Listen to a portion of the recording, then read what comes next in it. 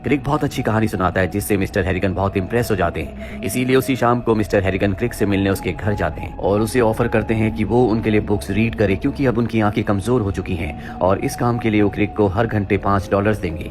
क्रिक उनके इस ऑफर को एक्सेप्ट कर लेता है और अब वो मिस्टर हैरिगन के घर जाता है जो एक महल की तरह होता है। इस घर में हर एक फैसिलिटी है, किसी भी चीज की कोई कमी नहीं है। हालांकि इस घर में 50 रूम्स हैं, लेकिन रहने वाले 3 लोग ही हैं, जिसमें एक खुद मिस्टर हैरिगन, दूसरा उनका गार्डनर और तीसरी उनकी मेड।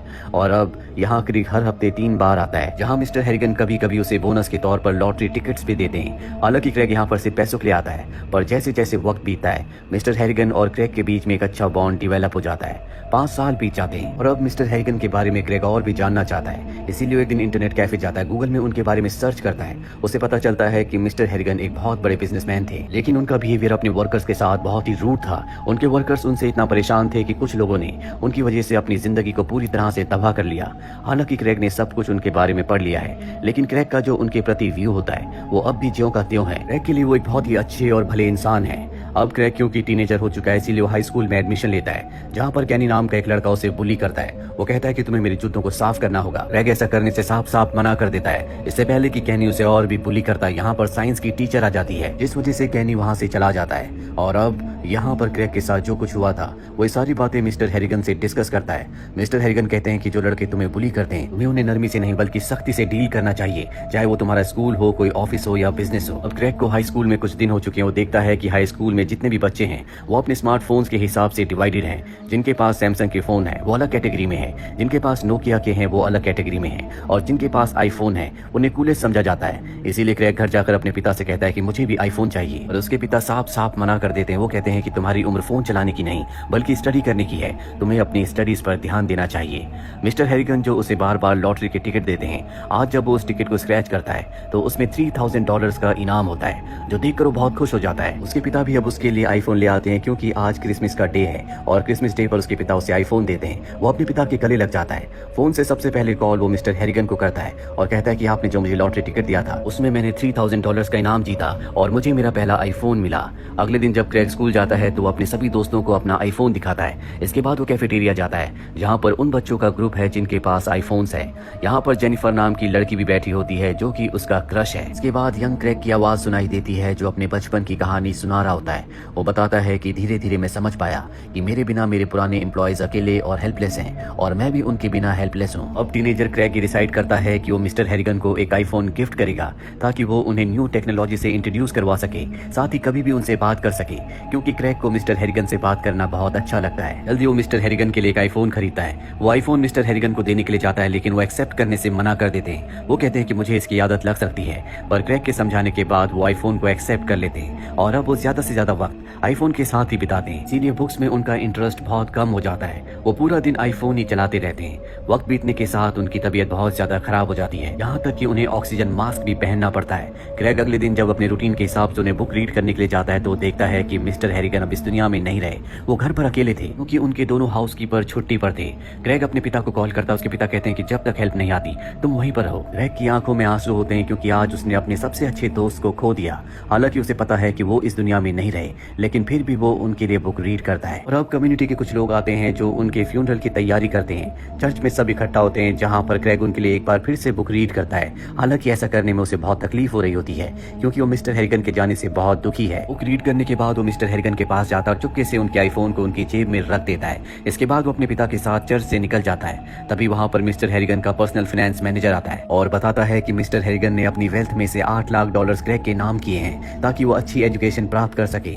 क्रेग और उसके पिता ये सुनकर बहुत भावुक हो जाते हैं। क्रेग अपने घर आता है और अपने फोन से मिस्टर हैरिगन को एक वॉइस मैसेज भेजता है जिसमें वो कहता है कि मैंने तुम्हें खो दिया, जिसका मुझे बहुत दुख है क्योंकि मैं तुमसे बहुत प्यार करता हूँ। मुझे अगर तुम वापस मिल जाओ तो मुझे एक भी पैसा नहीं चाहिए क्योंकि तुम्हारी जगह इस दुनिया में कोई नहीं ले सकता। मैं तुम्हारे साथ बिताए हुए पलों को बहुत मिस करता हूँ। इस मैसेज को वो हैरिगन को फॉरवर्ड कर देता है और सो जाता है। पर हैरानी की बात ये होती है कि अगली सुबह उसे मिस्टर हैरिगन का रिप्लाई आता है, तो देखकर वो हैरान हो जाता है क्योंकि उसने उनके फोन को उनकी जेब में रखा था। वो अपने पिता को जाकर सारी बातें बताता है। उसके पिता कहते हैं कि शायद तुम्हारे साथ कोई मजाक कर रहा है, और क्रेग कहता है कि हमें उस ग्रेवयार्ड में जाना चाहिए, उन्हें बाहर निकालना चाहिए, मुझे लगता है कि वो जिंदा है। और उसके पिता कहते हैं कि डॉक्टर्स ने अपनी रिपोर्ट्स में साफ साफ लिखा है कि उनकी मृत्यु हो चुकी है। और अब यहाँ पर क्रैक भी वापस अपनी सेंसेस में आ जाता है। वो हर रोज उनकी ग्रेव पर जाता है, साथ ही वो अपनी स्टडीज पर भी ध्यान देता है। और एक दिन जब वो स्कूल जाता है तो देखता है कि कैनी को पकड़ लिया गया है क्योंकि वो नार्कोटिक्स यानी कि नशीली चीजें स्कूल में बेच रहा है। कैनी को लगता है कि ये सब क्रैक ने किया है, इसीलिए एनुअल डे के दिन वो क्रैक के पास जाता है, उसे पकड़कर बहुत बुरी तरह से मारता है। हालांकि टीचर्स को ये बात पता चल जाती है, लेकिन इसकी रिपोर्ट अथॉरिटी को नहीं की जाती।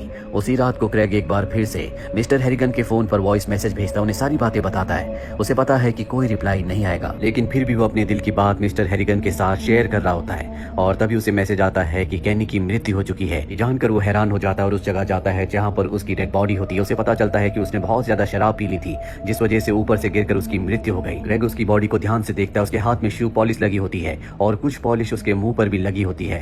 ग्रेग को पल याद आता है जब पहली बार वो कैनी से मिला था। कैनी ने उसे बुली करते हुए कहा था, या तो तुम मेरे शूज को साफ करो, पॉलिश करो, नहीं तो इसी पॉलिश को तुम्हें खाना होगा। और अब वही चीज कैनी के साथ हुई होती है। ग्रेग को पूरा विश्वास है कि ऐसा मिस्टर हैरिगन की आत्मा ने किया है, इसीलिए वो इस चीज को और भी इन्वेस्टिगेशन करने का फैसला करता है। वो मिस्टर हैरिगन की एक पुरानी एम्प्लॉय के पास जाता है और उससे इन्वेस्टिगेशन करता है। उसे पता चलता है कि इस एम्प्लॉय ने मिस्टर हैरिगन की कंपनी में चोरी की थी, जिसके बाद उसे निकाल दिया गया था। और हैरानी की बात यह होती है कि कुछ दिनों के बाद इस एम्प्लॉय की भी मृत्यु हो जाती है। ग्रेग को पूरा विश्वास हो चुका है कि मिस्टर हैरिगन की आत्मा एक ईविल आत्मा है, इसीलिए वो उस फोन को, जिस फोन से वो मिस्टर हैरिगन को वॉइस मैसेजेस करता है, उसे एक बॉक्स में रखकर बंद कर देता है। अब उसका हाई स्कूल कंप्लीट हो चुका है, इसीलिए वो जर्नलिज्म करने बॉस्टन चला जाता है। सब कुछ उसकी जिंदगी में अब नॉर्मल है।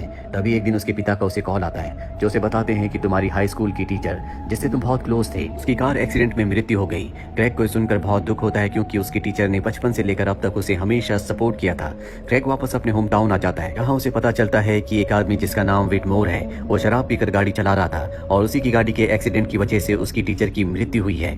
यहाँ पर ग्रेग और उसके साथ के जितने भी दोस्त हैं, वो सब चाहते हैं कि विटमोर को सख्त से सख्त सजा दी जाए, क्योंकि पहले भी वो ड्रंक एंड ड्राइव के लिए अरेस्ट हो चुका है। लेकिन कोर्ट उसे सिर्फ 6 महीने रिहैब सेंटर भेजने का फैसला सुनाती है, जो कि कोई भी सजा नहीं है।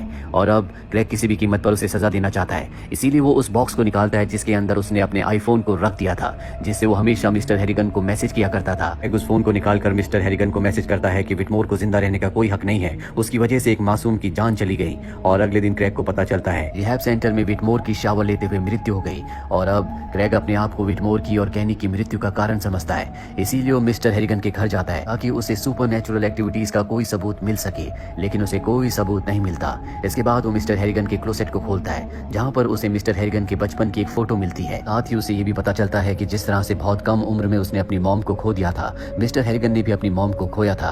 और एक यही कारण था कि मिस्टर हैरिगन ने उसे रीडर के तौर पर चुना था।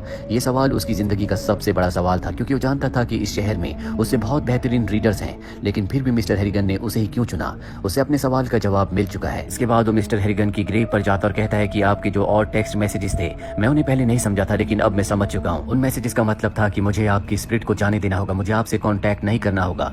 दरअसल मिस्टर हैरिगन उसमें अपना रूप देखते थे, उसकी केयर करते थे, इसीलिए उनकी स्पिरिट उसके मैसेजेस का रिप्लाई किया करती थी।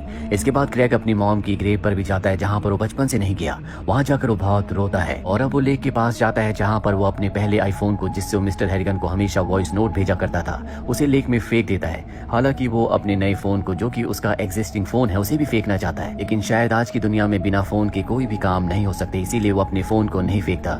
इसके बाद हमें उसकी आवाज सुनाई देती है। वो कहता है कि जब भी मुझे दफनाया जाए तो मेरी जेब पूरी तरह से खाली रहे, उसमें कोई फोन ना हो। इसी के साथ ही फिल्म, ये कहानी यहीं पर खत्म